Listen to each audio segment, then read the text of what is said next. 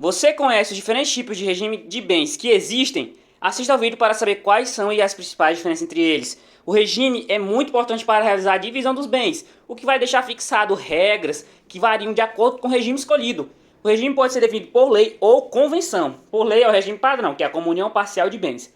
Por convenção pode ser escolhido livremente qualquer regime por intermédio de um pacto nupcial. Isso está lá no Código Civil, artigo 1639. É lícito aos nubentes, antes de celebrado o casamento, estipular quanto a seus bens o que lhes aprouver. Não havendo convenção ou sendo ela nula ou ineficaz, vigorará quanto aos bens entre os cônjuges o regime da comunhão parcial. Então está aí definido a regra geral. Os regimes são regime de separação de bens, de comunhão parcial de bens, de comunhão universal de bens e a participação final nos aquestos. Na separação de bens, os bens do casal não se comunicam ao longo do casamento.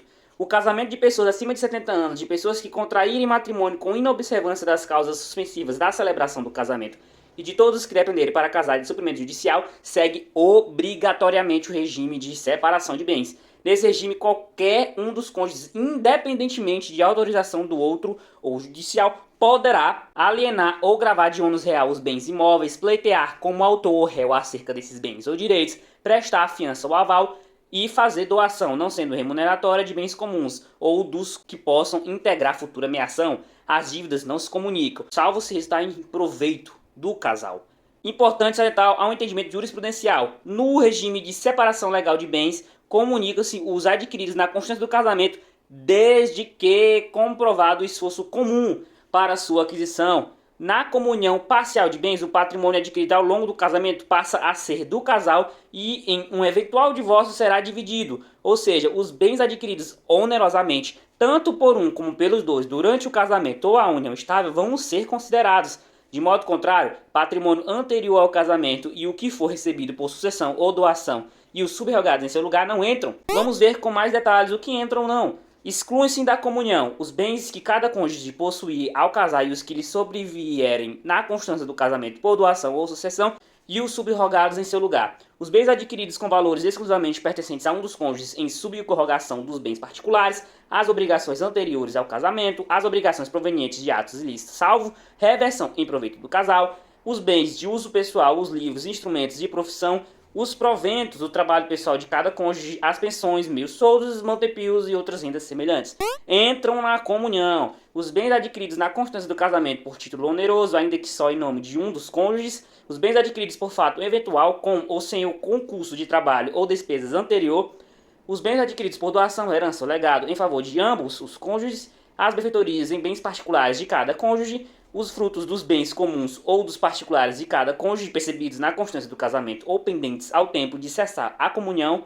E é isso. Já na comunhão universal de bens, o patrimônio antes do casamento e aquele durante o casamento vão ser integrados em uma eventual divisão. Os bens de uso pessoal, livros, instrumentos de profissão, bem como os proventos dos trabalhos pessoais, pensões, comumente não integram o patrimônio comum. Os bens adquiridos de forma gratuita se comunicam, salvo se houver cláusula de incomunicabilidade. As dívidas anteriores ao casamento não entram na jogada, salvo se a dívida se reter em proveito do casal. São excluídos da comunhão os bens doados ou herdados com a cláusula de incomunicabilidade e os subrogados em seu lugar, os bens gravados de fideicomisso e os direitos do herdeiro fideicomissário antes de realizada a condição suspensiva, as dívidas anteriores ao casamento, salvo se provierem de despesas com seus aprestos ou reverterem em proveito comum, as doações antenupciais feitas por um dos cônjuges ao outro com cláusula de incomunicabilidade, os bens de uso pessoal, os livros, os instrumentos de profissão, os proventos do trabalho pessoal de cada cônjuge, as pensões, meios soldos, montepios e outras rendas semelhantes. Agora, por último, vamos ver a participação final nos aquestos. Somente os bens que tenham sido adquiridos de forma onerosa serão divididos. Sobrevindo à dissolução da sociedade conjugal, apurar-se-á o montante dos aquestos, excluindo-se da soma dos patrimônios próprios os bens anteriores ao casamento e os que em seu lugar se subrogaram, os que sobrevieram a cada cônjuge por sucessão ou liberalidade, as dívidas relativas a esses bens. Salvo prova em contrário, presume-se adquiridos durante o casamento os bens móveis. A mudança de regime de bens só pode ser realizada justificadamente pela via judicial. Os regimes de bens também são aplicados à união estável, sendo a comunhão parcial também a regra. E conforme o artigo 1653 é nulo o pacto antenupcial se não for feito por escritura pública e ineficaz se não lhe seguir o casamento.